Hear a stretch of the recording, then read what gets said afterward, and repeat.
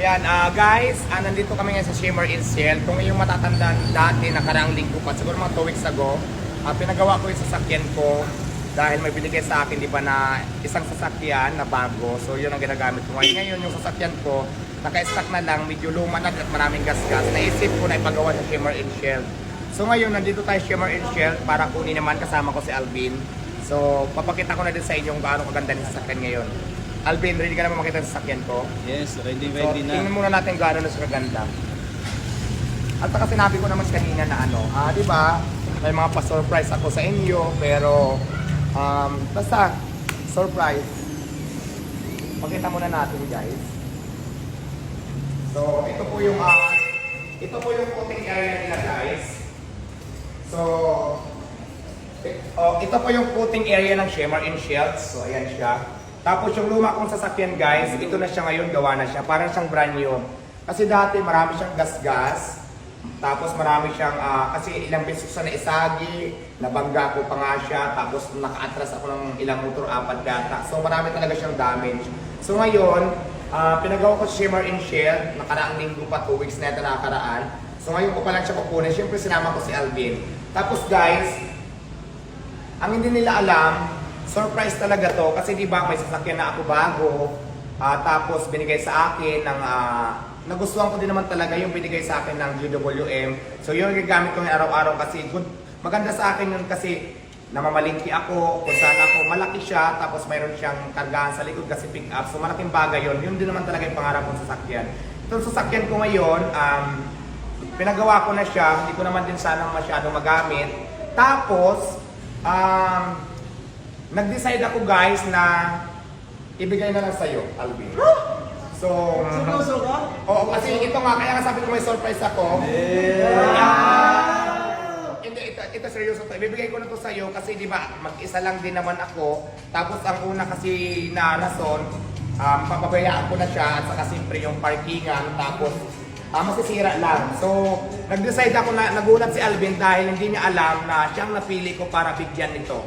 So, ayan, sana lang Alvin, ingatan mo lang din to kasi ito yung sasakyan na unang-una nabili ko nung nakaipon ako ng pera kasi malaking bagay din to sa akin dati kasi ito yung ginagamit kong tulugan, pamalingki, naging bahay ko na din para maging secure ako. One is the reason kasi para sila nakaalam bakit ako bumili ng sasakyan dahil dati pagkatapos ko magtinda, malayo yung bahay ko from Quezon City ang bahay ko, tapos Pasay ako nagbi-business. Medyo malayo talaga at saka pagod na ako nung mga araw na yun, hindi ko na kayang umuwi pa sa bahay kasi sobrang pagod na. Ngayon, bumili ako ng sasakyan kasi para maging safe yung gamit ko, maging safe ako na walang mawawala. Kasi pagkatapos ko natin magtinda, natutulog na ako dyan sa gilid ng tindahan ko. So, kaya ako bumili ng sasakyan dahil para maging safe ako, para rin sa sarili ko sa mga gamit ko. So ngayon, hindi ko na siya magagamit, bibigay ko na to kay Alvin. So, ano sabi mo ngayon?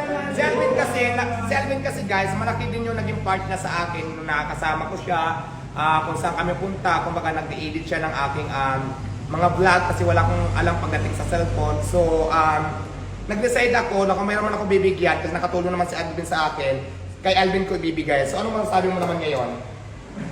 Isang malaking blessing yan. Isang malaking blessing na talagang makatanggap ka ng ganitong sasakyan. Diba?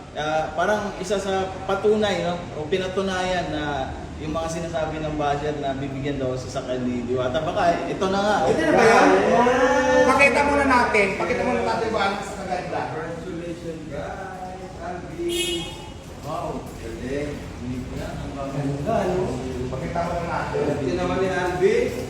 Tapos guys, ito na yung sasakyan na, bago na siya, kaya wala kang gagawin dito, kundi i-drive na lang siya. Maayos na yan ang kondisyon ng makina. At ito pa guys, mayroon pa akong mahalagang sasabihin sa inyo. Ito, ngayon ko lang din sasabihin, Alvin, dito ka. Ay, meron pa? Ito, ngayon ko lang dito sasabihin, it's a prank! Well, anyway. Kala ko totoo. Pero well, anyway, nandito pala tayo ngayon sa Shimmer in Shell sa Bacoor. So, pinagawaran po natin yung ating sasakyan. No? Meron din po tayong sasakyan, mga kababayan. Baka sabihin ninyo na binigay talaga ni Diwata. So, dito, papakita ko lang din sa inyo yung ating sedan. Ito, pinakita ko na rin. Unahin muna natin sa loob, no? Wow, So, Naka-back to zero na rin po yung loob nito kung makikita ninyo. Umuusok-usok pa. At syempre, antibacteria na rin yan. Yan, ganda. Meron pa akong gustong ipakita sa inyo, no? Kasi before, sobrang dumi talaga ng makina nito. Grabe. Kaya, wala pa, hindi pa pala. Okay, sige.